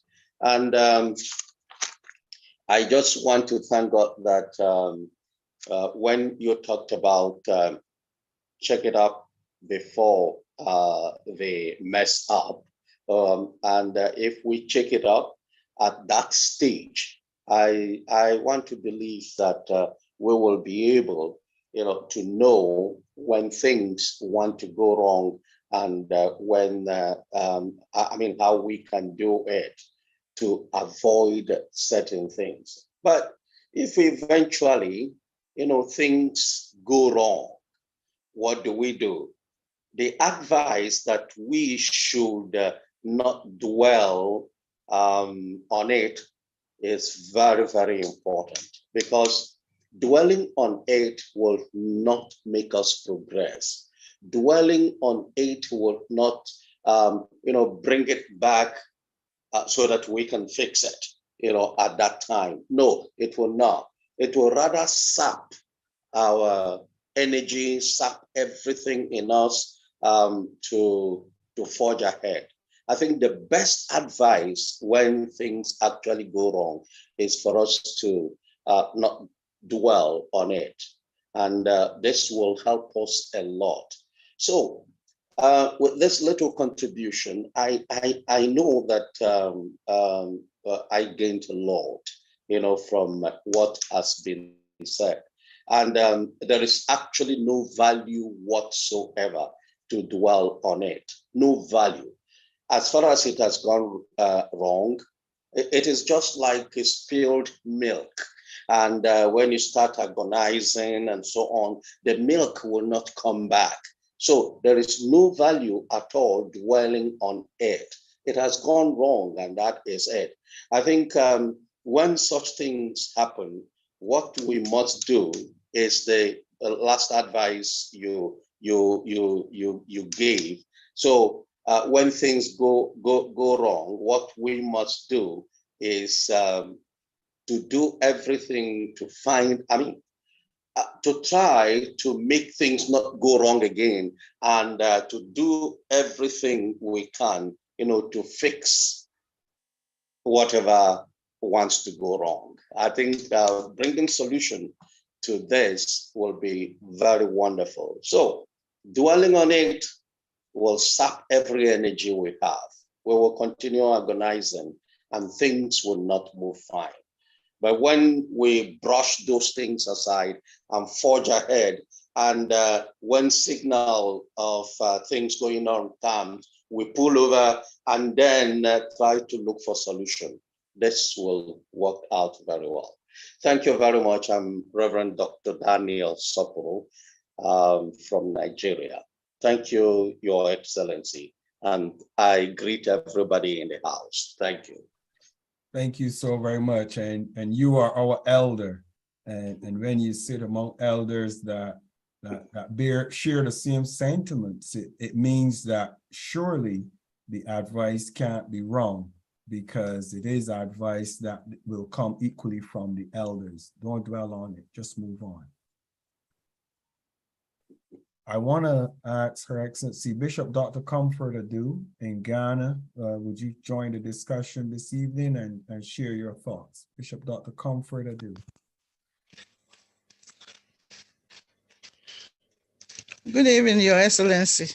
Hey, Bishop Dr. Michael Steele, Her Excellency, the First Lady, Our Lady, Her Excellency Jenny Steele, the Chief of Protocol, His Excellency, Her Excellency Emeka Zionist, His Excellency Dr. Soporo, and all the excellencies in the house.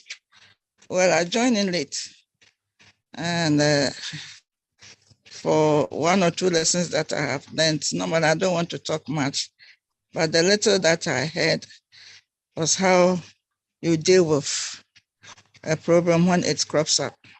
What I can say is that There are so many dimensions of programs, and it all has its different ball game. And trying to address a mistake at a particular time may differ from one end to another. With relationship, it may be different. With issues with other people, it may be different. So some of them you can just push it under the carpet. Some you cannot push it under the carpet. Some must be dealt with, but most appropriately at the right time. So the letter that I would like to chip in here is that whenever a problem crops up, it's like a vehicle on the road. When you are not moving very fast, you can slow down and stop. When you are moving very, very fast, you drivers, you know how to handle it. If you stop at once, you can go headlong. So it's a matter that has to be dealt with very, very tactfully and managed well, and to be managed well. So that is my take. Bishop Dr. Comfort Ledu from Ghana. Thank you so much for giving me this platform. Thank you so very much. You made a very, very important point, very critical point to note, and that is about speed and pace. And one of the things that sometimes a lot of us, if we use the example of baking, you want a bread that is supposed to take 25 minutes at 200 degrees, you want it to be done quicker. Most people will say, well, put it at 350 and put it in for 10 minutes. But I guess most of you know that it's gonna burn before it cooks. The top will burn or the bottom will burn and it's not gonna cook. Sometimes you are in a business and all of us know the first 2 or 3 years of every business, it is normal.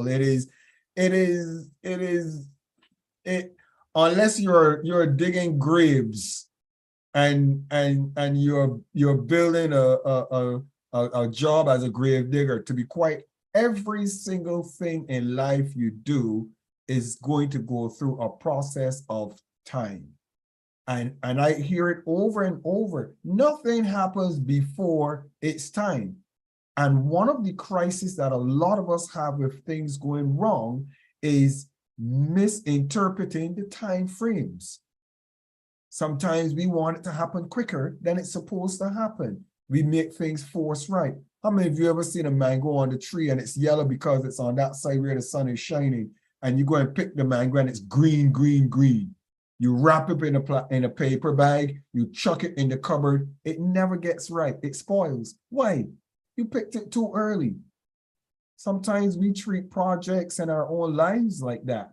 We deal with things too early. His Excellency, Dr. Yours and I have quite a good laugh. Some things I deal with them in 3 days. Some things I deal with them in 7 days. Some things I say, this one needs 2 weeks. I'm not gonna give an answer or a response. Let's have a meeting. and we smile about it. Why? Because sometimes you have to choose the right timing to do everything that you're doing, and the right speed and the right pace. So Your Excellency, Dr. Comfort, that is a very valid and a relevant point in light of looking at how do you deal with things when they go wrong. Sometimes something might go wrong and you might make an immediate decision to change something that could have just been looked at by somebody else and remedied. So I think that's a really, really good point that you shared with us. So well done, good discussion. I want to ask Her Excellency Margaret Ahmed. Her Excellency Margaret Ahmed is the founder and the head of the Homemakers Women's Development Initiative. Actually, she was with us in Dubai, and she had equally the privilege of meeting with Liesel as well. Her Excellency Margaret Ahmed, are you available to give a discussion and share your thoughts for this evening's session? Yes, I am. Good evening. Good evening, my Bishop, Your Excellency. Good evening, the First Lady, Jenny Steele. Good evening, the Chief of Protocol, Donna Hugh. And good evening, Reverend Stephen and other excellencies in the house. It's good to be in class today. So many things have gone wrong after the holidays of class of Steele, so I've not been able to join till today. And I'm sorry I cannot put on my video because you won't be able to hear me well. Thank you so much, my bishop, for this topic, when things go wrong. And I'm glad I'm in the class today. So many people in the class have taught other areas. But for us here in Jos or Nigeria, the issue of insecurity, a little bit of natural disaster on Thursday night, a big truck entered the veterinary teaching hospital in Jos and burned more than 70% of it, and human beings burnt beyond recognition. By Friday, not far from my house, about a kilometer, armed robbers entered a bank. By Saturday, on your way to Abuja, and I'm sure my bishop, you pass that way, there's a science secondary school there that unknown gunmen just entered and then started shooting at students. That's about 7:38 p.m. Killed some are in the hospital. And this issue just continues to go on and on and on and on. It wasn't so 5 years ago. It wasn't so 3 years ago, even last year. It wasn't so 10 years ago. Because some things have gone wrong. In the summary, you advised us to do something about it. And I was just smiling on this issue of insecurity. I was passing by today, by a jungle, and I saw some young teenagers, 13, 14 years. They too were there to drug. And I said, Father, what do we do with this? A lot of things have gone wrong. They're still going wrong. Another advice, we say we should do anything it takes to fix it. May God help us to do that. But it's a good advice from you. Lisam, good to see you in class of Steele. Thank you very much that you are in class of Steele this evening, and I'm glad to see you again after seeing you in Dubai. And this is Margaret Ahmed. That's my small take this evening from Nigeria. Thank you so much. Thank you so very much, Margaret Ahmed in Nigeria. You know, one of the reasons why we decided to approach the United Nations to assist Homemakers Women's Development Initiative to be in special consultative status with the ECOSOC is because we are doing something.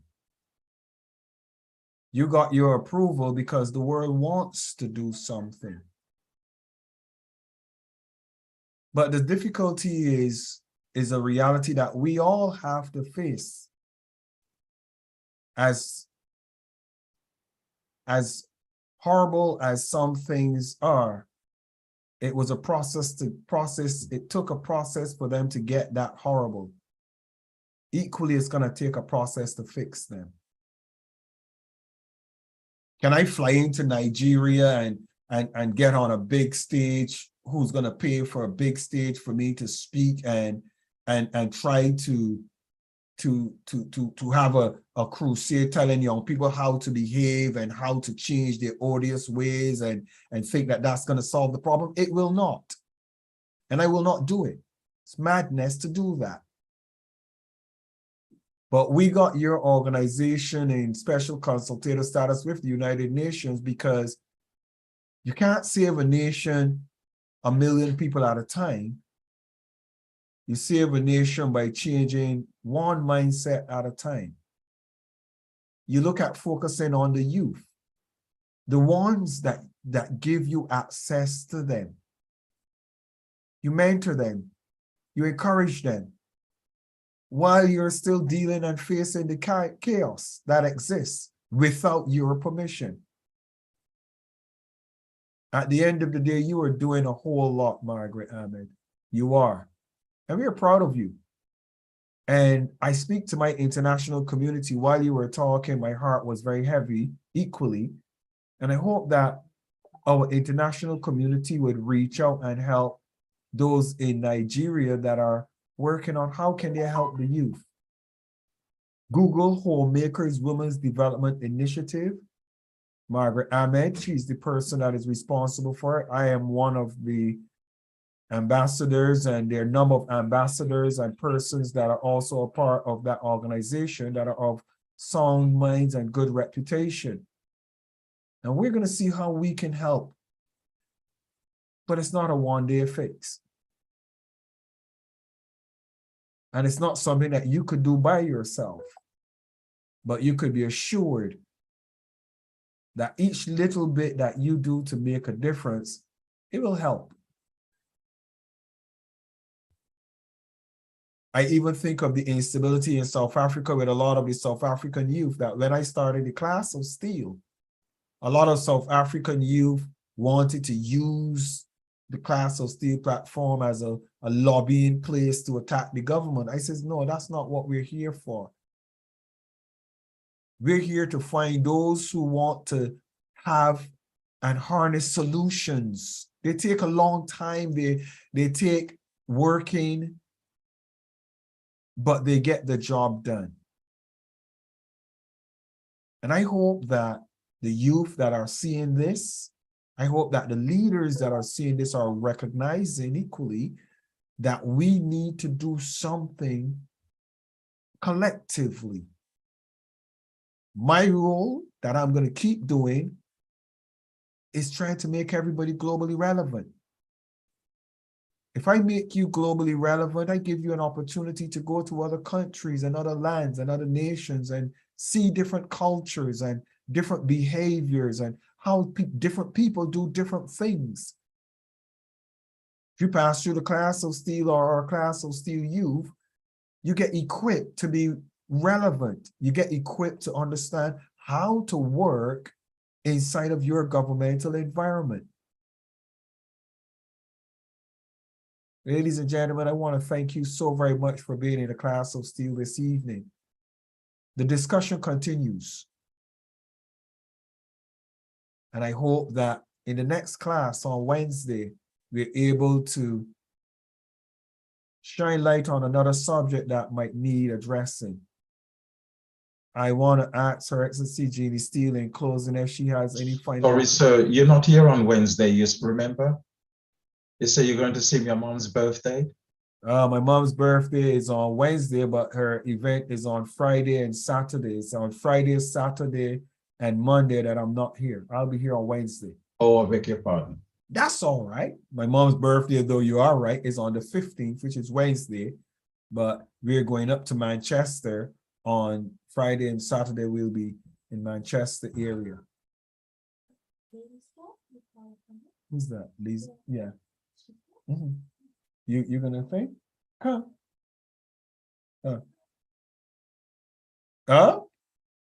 Okay, so First Lady Jeannie, are you going to unmute yourself? Any your take, please, First Lady Jeannie.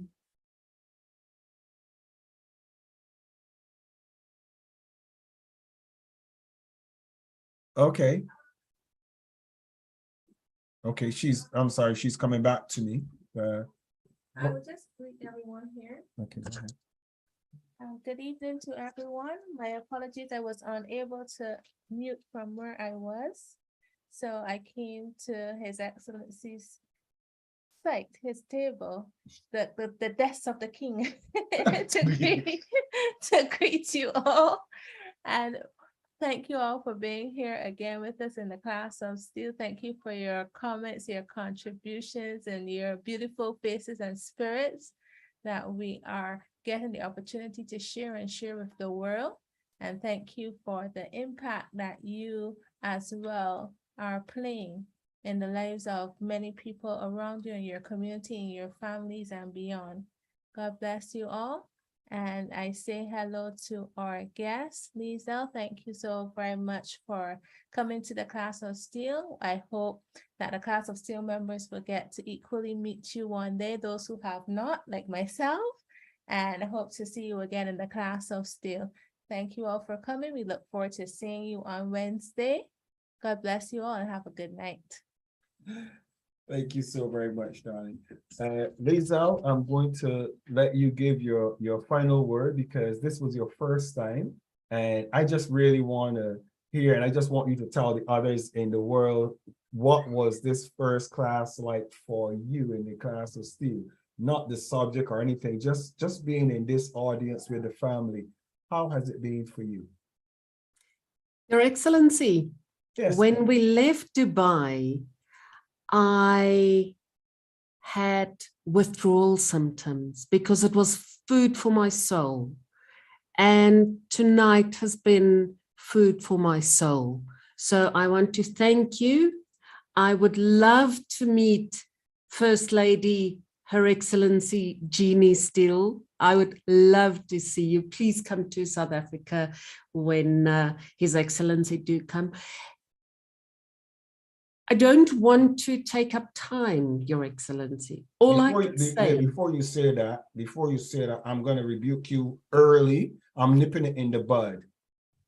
Any person who is ready to leave at this moment, class is dismissed, because this is, one of the things I try not to do sometimes is to micromanage time when important things are happening. And you're on live globally. Everybody's seeing you and hearing you. And personally, for me, I know that His Excellency Dr. Ewers and our team would want to hear what you have to say equally. But I also want to tell you something else before you speak. You're invited in September to the UK to our first in-person event. So I hope you consider that invitation.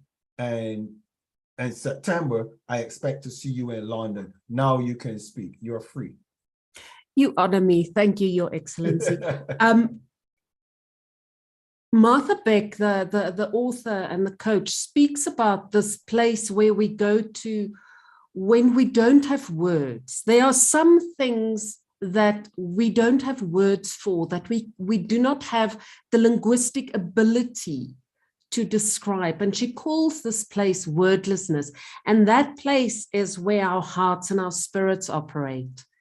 And tonight I am standing in this place of wordlessness, and I'm taking in and I'm filling my cup, and I want to thank you for that. Good evening.